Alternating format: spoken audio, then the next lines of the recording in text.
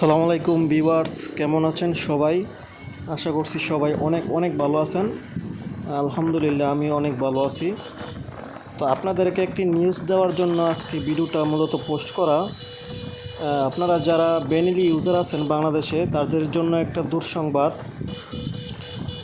বেনিলির company আপাতত বাংলাদেশে বন্ধ হয়ে গিয়েছে। মানে বেনিলির যত পার্টস আর কি, আপনারা পার্টস মানে যেগুলো বাংলাদেশে আগেই ইনপুট এক্সপোর্ট করে আনা হয়েছিল ওইগুলোই শুধু আপনারা কিনতে পারবেন। এছাড়া নতুন কোনো পার্টস দেশের বাইরে থেকে মানে আসতেছে না। তো আমি আজকে মূলত শোরুমে গেছিলাম। আমার বেনিলি বাইকটা, যে এই বাইকটা চালাইতেছি, এই বাইকের আপনার বাম সাইডের অয়েল সেলটা চলে গেছে। তো অয়েল লিক করতেছে নিচের দিক দিয়া। তো গেছিলাম অয়েল সেলটা কিনে আনার জন্য, কিনে আনলে তারপরে বাইকের মধ্যে ইনস্টল করলাম হলে আর কি। তো যাওয়ার পরে উনি ওনার শোরুমে নাইগে আপাতত অয়েল সেলটা, উনি বলতেছে আজকে যদি আপনি অর্ডার দেন তো কালকে আমরা আপনাকে আইনা দেওয়া সম্ভব। তারপরে বলতেছে যে এই বাইকের তো আপাতত পার্টসগুলো বন্ধ হয়ে গেছে, যার কারণে মানে একটু সমস্যা হয়ে গেছে, নাহলে পার্টসের অ্যাভেলেবেল ছিল এই পার্টসগুলো। তারপরে আমি জিজ্ঞেস করলাম কি মানে টোটালি কি বাইক মানে বন্ধ হয়ে গেছে? বলতেছে হ্যাঁ টোটালি বন্ধ হয়ে গেছে, এই বাইকগুলো আর ইনপুট হচ্ছে না দেশের বাইরে থেকে।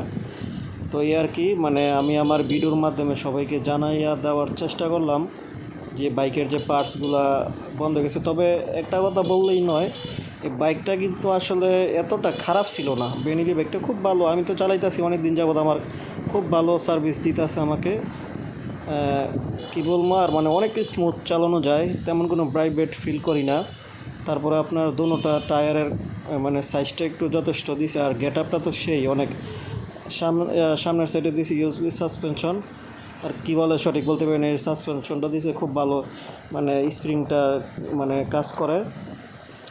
তো আমি এক কথায় বলতে গেলে এই বাইকটা চলাইয়া মানে কী বলবো, মানে নিজে সন্তুষ্ট হই আর কি। তারপরে আপনার এখন তো বাইকের পার্টস বন্ধ হয়ে গেছে। এখন যদি বাইকের বড় ধরনের কোনো সমস্যা হয়, যদি বাংলাদেশে এই পার্টস না থাকে দোকানে স্টক, তাহলে আর কিছু করার নাই, বাইকটা ফেলে দিতে হবে, বা ওই যেই পার্টস নষ্ট হইব ওইটা দিয়ে ওই মানে চালানো লাগবে আর কি। এই আর যদি ইঞ্জিনের ভিতরে কিছু পার্টস সমস্যা হয় তাহলে এগুলা মানে সিস্টেম করে অন্য গাড়ি থেকেও মডিফাই করে লাগানো সম্ভব। কারণ এই বাইকের যে ইঞ্জিনটা, এটা অনেকটাই আপনার হিরো হাঙ্ক বাইক আছে না, এই হাঙ্ক বাইকের ইঞ্জিনের সাথে অনেকটা মিলে যায়, যার কারণে হাঙ্কের পিস্টন, হাঙ্কের ক্লাচ প্লেট, তারপরে অনেক কিছু মানে এভরিথিং মাল এই বাইকের মধ্যে লাগে। তারপর যে চেঞ্জ পকেটের বিষয়ে আসি, চেঞ্জ পকেট যদি নষ্ট হয়, চেঞ্জ পকেটের সামনে যে কাঁটাটা, এটা হচ্ছে আরকেএস বাইকের কাঁটাটা লাগে এই গাড়ির মধ্যে। তারপর পিছনের চেঞ্জ পকেটের কাঁটাটা আপাতত আছে, মানে যেগুলো ওরা অলরেডি আগেই এক্সপোর্ট করে রাখছিল ওইগুলো আছে। তো ওইখান থেকে যদি শর্ট পড়ে তাহলেও কিন্তু দুশ্চিন্তার কারণ নাই, কারণ এই সাইজের যে কোনো কাঁটা আপনি মানে ওয়ার্কশপ থেকে আপনি এটা মডিফাই করে লাগাইয়া নিতে পারবেন আর কি। তো আমার গাড়িতে অলরেডি আমি GSX-R যে কাঁটাটা এটা মডিফাই করে লাগাই দিয়েছি। এখন আমার রেডি পিক আপটা খুব ভালো পাইতেছি আর কি, অনেকটা জিক্সারের মতো রেডি পিক আপ পাই আমি।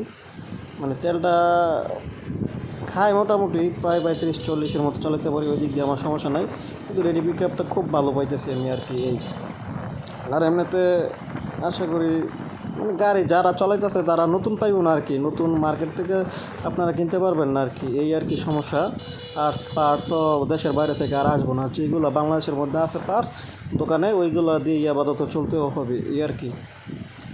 তো এটাই আর কি আপনাদেরকে মানে জানানোর জন্য এই ভিডিওটা আমি পোস্ট করা। মূলত আমার কথায় যদি কোনো ভুল হয় আপনারা ক্ষমার দৃষ্টিতে দেখবেন, কারণ আমি আমার শোরুমের ওই বাইয়ের কাছ থেকে আমি জানলাম যে বেনিলির পার্টসগুলো টোটালি এখন বন্ধ আছে।